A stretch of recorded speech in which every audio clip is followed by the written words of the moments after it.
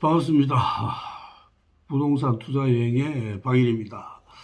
자, 지난 시간에 장기 미집행 도시계획 시설 부지에 대한 내용을 가지고 말씀을 드렸습니다. 오늘 또 역시 마찬가지로 장기 미집행 도시군 계획 시설 부지를 매수 청구한 자가 공치법에 따라서, 공치법이라는 것은 예전에는 수용입니다. 토지 수용법을 공치법이죠.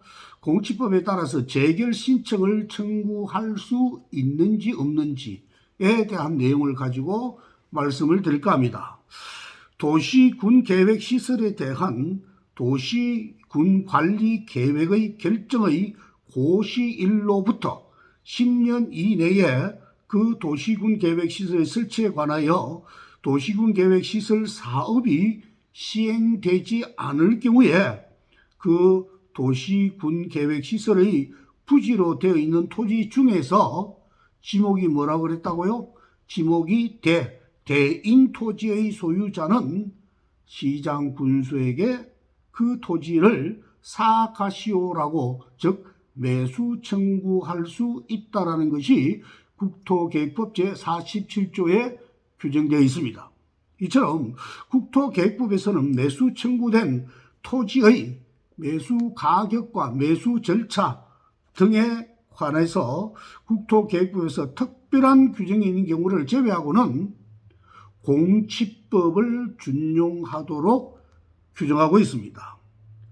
그러면 공치법에서는 사업 인정의 고시가 된 후에 협의가 성립되지 않을 때에는 토지 소유자와 관계인은 서면으로 사업 시행자에게 재결을 신청할 수 있다라고 공치법에서 규정하고 있습니다. 자, 여기서 우리가 좀 알아야 될 것이, 예를 들어서 내가 매수 청구를 했습니다. 매수 청구를 했는데 여러 가지 이유 등으로 인해 가지고 협의가 안 됩니다. 협의가 안 될 때는 결국은 어떻게 재결 신청, 즉 소송으로 갈 수밖에 없겠죠. 이때 소송으로 갈 때 소송의 신청은 재판을 신청은 누가 할 수 있느냐? 토지 소유자는 할 수가 없습니다. 아주 아이러니하게 되어 있습니다. 누구만 할 수 있느냐?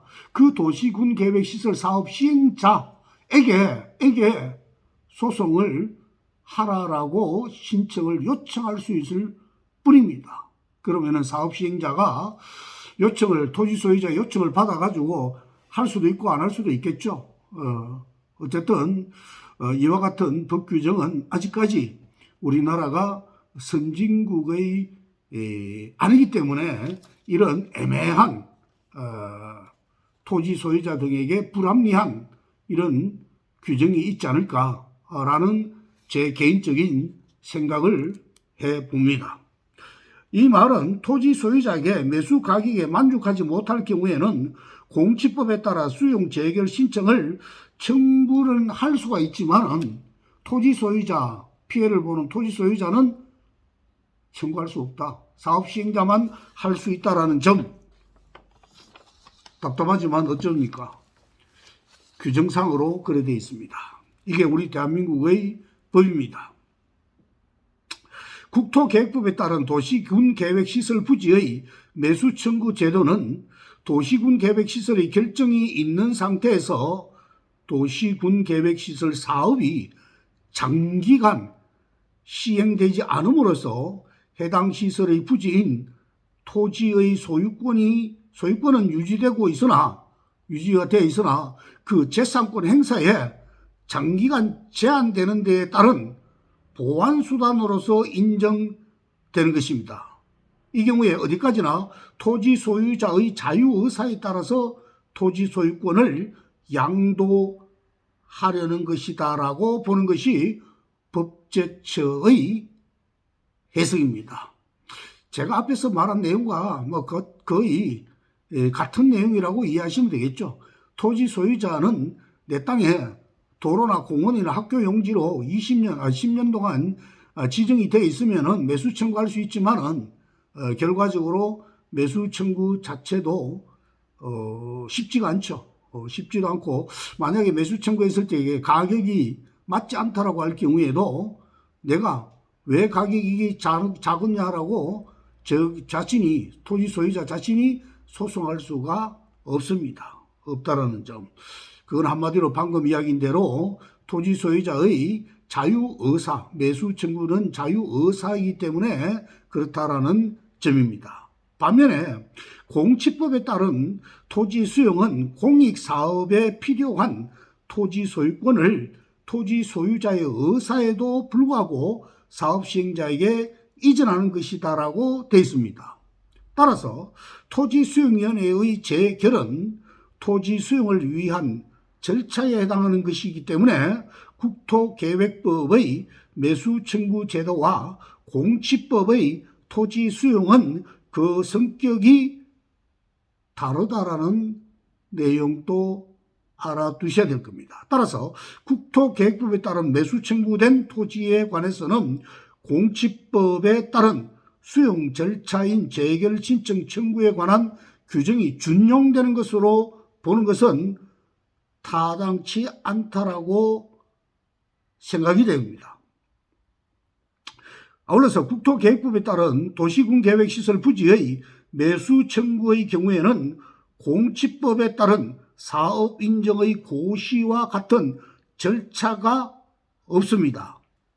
그렇다면 국토계획법에 따른 매수 청구된 토지에 관하여 준용되는 공치법의 규정은 토지 소유자와 사업 시행자 간의 협의에 의한 매수가 적용되는 매수 가격의 산정 방법과 매수 절차에 관한 규정을 의미한다고 보면 되겠습니다.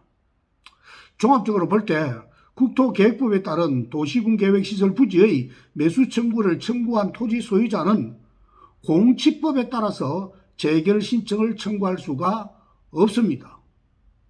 그런데 국토계획법에 의한 장기 미집행 시설의 매수청구 제도와 유사한 매수청구 제도가 개별 법령에서는 다양하게 규정되어 있습니다. 예를 들어서 잘 아시겠지만 개발제한구역 지정 및 관리에 관한 특별조치법에서는 개발제한구역 내에 토지의